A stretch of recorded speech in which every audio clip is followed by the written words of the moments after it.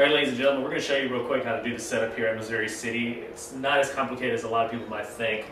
First and foremost, when you take it all apart, you're going to see some cords back here. Let me get out of the light. They're labeled center, sides, and then you have two XLR cables. That goes to quad, the XLR cables, and then the sides and center go to the screens that you actually see outside. So what we do is we get the box out from the back of the truck, and we'll actually roll it up the elevator and come down here. You need someone to help you get it down the stairs, so please remember that. So if you're by yourself, go ahead and grab someone, one of the road crew, that'll help you get it down. You'll roll it in here, you'll take it all apart. This is the front of it, obviously. You'll take a top part off here, and there's also a back portion. The back portion is where we keep all of our cords, and it looks like a big giant mess right now, so please forgive the mess. But that's the way it came to us. So anyway, 5 cords in total will be coming out. That'll include 2 XLR cables on the left, as you see, and then 2 VGA cables that are going to be labeled sides and center, and it'll also be labeled on the actual plugs, so you won't be confused. The 5th cable will be this cable right here. This is for the computer, and it has its own adapter right there. That's so you can see it on the screens out there. And also don't forget, there is a power cable that's going to be in your box. It goes right here. It's going to go plug into that wall right there. Alright, so you got your cue set where you want it to start. So you come over here. We usually set this on Saturday night. Normally there are 4 cues that are set. Number 1 being the beginning of the entire message where Patrick or whoever the message starts. Number 2 is where the intro ends. Number 3 is where the prayer begins. And number 4 is where prayer ends. This is useful for Scott, so when he's calling you on the radio saying, how much time do I have, that's how you could tell him where you're at in the service. So this is going to be your home base for the majority of the service. This is where we run our lyrics. Usually Marshall will set this up the night before, but all the songs will be in here. You'll go ahead and you'll click, and there will be your lyrics on the side. So you'll go through your lyrics like you normally do. When you need to, when it's time to go to sermon, there's a little trick to it. You'll come down here. When you need to go to the sermon, you'll go to output 2, SDI 2. And when they're blinking and it's time for you to do it, you'll hit this button here that says take. And when you look at the screen out there, you will see that the sermon has started.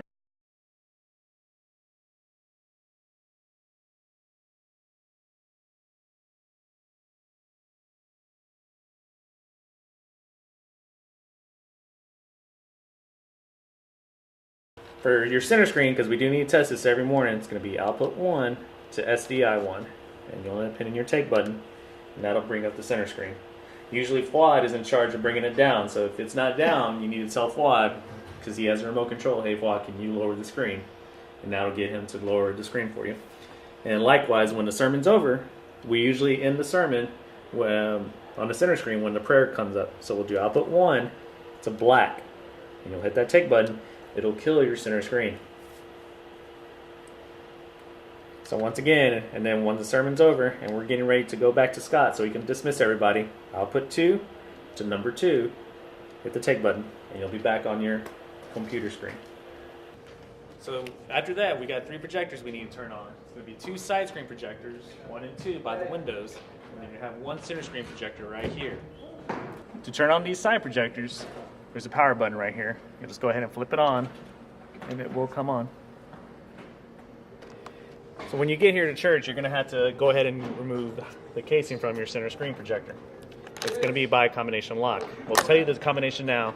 It's going to be 18, 20, 38. If you forget it, the combination is actually on the SAM Box downstairs, or upstairs, pardon the language.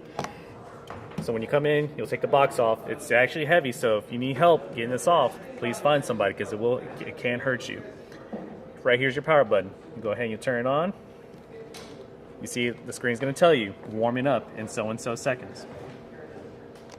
Normally, the screen cap is on as well. So you'll end up taking the screen cap off and just placing it right here on the bottom so we don't lose it. To go ahead and shut down for the service, you're going to go ahead and hold this off button.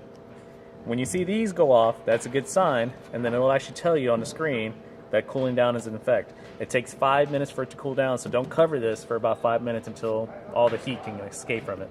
Then you'll go ahead and cover it up and relock your combination locks. This is your confidence monitor right here. This is for our singers so they can actually tell if they get lost in a song or they just want the lyrics up. This is where they get the lyrics from. The power button's right here on the very top. The power normally will come on, you'll see the lyrics right here.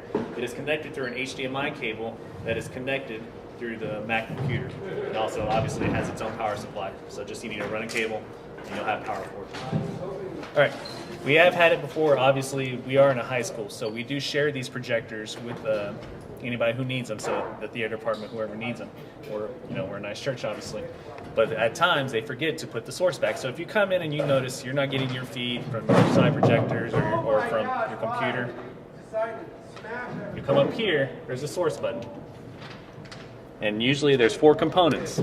So you'll do either component 1, component 2, component 3, or component 4. The one that we are on is component 3. So you'll just go in and click it, and every time it happens, it'll go through the process. When you get to component 3, you should see your pictures and everything come up.